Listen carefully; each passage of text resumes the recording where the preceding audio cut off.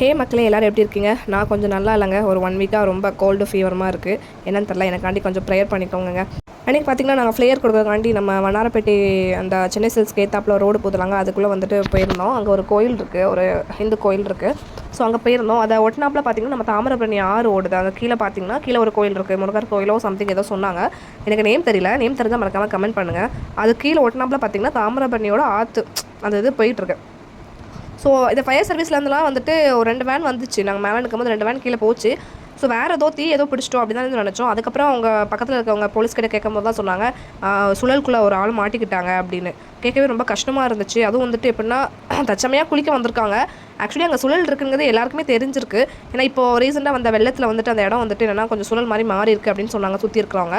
அதில் தச்சமையாக குளிக்க வந்தவங்க வந்து என்னென்னு பார்த்தீங்கன்னா சுழற்குள்ளே பார்த்திங்கன்னா மாட்டிக்கிட்டாங்க. அவங்க அந்த உள்ளே இழுக்கும் போது காப்பாற்றுங்கன்னு இருக்காங்க. அவங்களுக்கு பக்கத்தில் இருக்கவங்களுக்கு கயிறு எதுவும் இல்லாதனால அந்த சுழல் வந்து அப்படியே உள்ளே இழுத்துருச்சு அந்த மனுஷனை.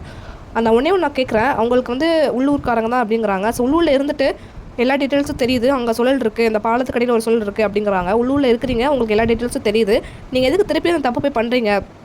ஏன் நான் ஆற்றுல வந்து குளிக்க வேண்டாம்னா நான் சொல்லலை, பாதுகாப்பாக இருக்க வேண்டிய இடத்துல குளிக்க வேண்டியதானே. எதுக்கு அவ்வளோ தூரம் போய் நீங்கள் குளிக்கிறீங்க?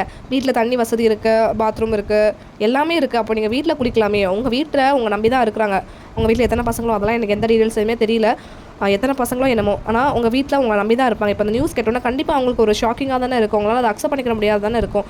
ஆக்சிடென்ட் ஆகியோ இல்லை மற்றது வந்து நம்மளுக்கு சாவு வந்து தேடி வருதுன்னா அது வேறு விஷயம். நம்மளாம் எதுக்கு சாவை தேடி போகணும்? அதான் எனக்கு ஒரு பெரிய கொஷின் மார்க்காக இருந்துச்சு. எனக்கு அங்கே வந்துட்டு எனக்கு ஒன்றுமே ஓடலை. நான் பார்க்க போன வேலையை என்னால் பார்க்க முடியல. அதுக்கப்புறம் வந்துட்டு அவங்க அந்த கொக்கி போட்டுலாம் இழுக்க ட்ரை பண்ணாங்க. பாடி வந்துட்டு மாட்டவே இல்லை. அதுக்கப்புறம் அவங்க ஏதோ பலூன் மாதிரி ஒரு பெரிய வி ஷேப்பில் ஏதோ ஒன்று உள்ளே எடுத்துகிட்டு போனாங்க. அது மூலியமாகவும் ட்ரை பண்ணாங்க. ஈவினிங் ஒரு 5:30 கிட்ட தான் அந்த சம்பவம் வந்துட்டு நடந்துருந்துச்சு. மீடியாவிலாம் வந்திருந்தாங்க, ஃபோட்டோலாம் எல்லாம் எடுத்திருந்தாங்க. ஆனால் அடுத்த நாள் காலையில் பேப்பரில் வந்துட்டு ஒரு நியூஸுமே வரல. அப்போ எந்த அளவுக்கு நம்ம நாடு வந்துட்டு எதை நோக்கி போயிட்டுருக்குங்க தான் நீங்கள் பாருங்கள். ஒரு நியூஸோ ஒரு எச்சரிக்கையோ எதுவுமே வரல பேப்பரில். ஸோ இங்கே அக்கம் பக்கத்தில் இருக்கிறவங்க தாமிரபரணி ஆறு நல்லா தெரிஞ்சவங்க எங்கே எந்த இடத்துல சுழல் இருக்கு, நம்ம எங்கே குளிச்சா சேஃப் அப்படிங்கிறத வந்துட்டு பார்த்துட்டு அதுக்கப்புறமா போங்க. எதுவுமே தெரியாமல் பண்ணாதீங்க.